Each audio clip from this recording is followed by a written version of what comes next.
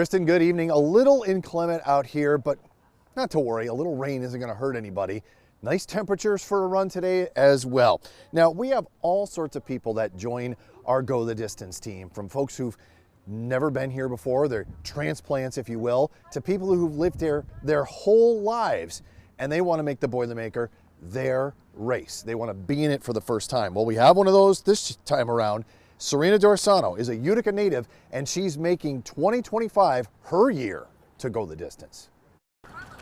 I grew up 2 blocks from mile 9, right at the home stretch. So growing up, we would always watch the Boilermaker. We'd go up Jason Street, right on Whitesboro Street, and cheer on all the runners. And my daughter does the 5K. I've done 2 5Ks, so semi-familiar with the end course, but first time with the big one. I have had gastric bypass. I was at my highest 279. Within the last year, I had a baby. She's 6 months old, and I submitted, and I said if I got chosen, great, and if I didn't, it'll still be on the bucket list when I'm ready to conquer it. I've never been really athletic as an adult. Just getting out and being active is just all around beneficial for not only me in the long run, but, you know, positivity for my daughters. The coaches are all great. The teammates are great. We've all hung out already.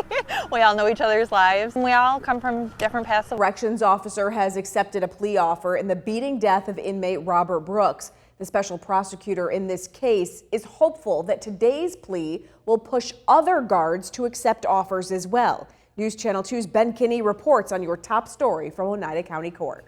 With the family of Robert Brooks in attendance, the first of the corrections officers charged in his death pled guilty in Oneida County Court Monday morning.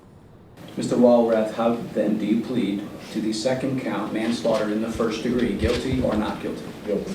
Just over a week before he was due back in court, 36-year-old Christopher Walrath accepted a plea deal with the special prosecutor in connection to the death of Robert Brooks. That deal, plead guilty to manslaughter for a sentence of 15 years in prison with 5 years post-release supervision.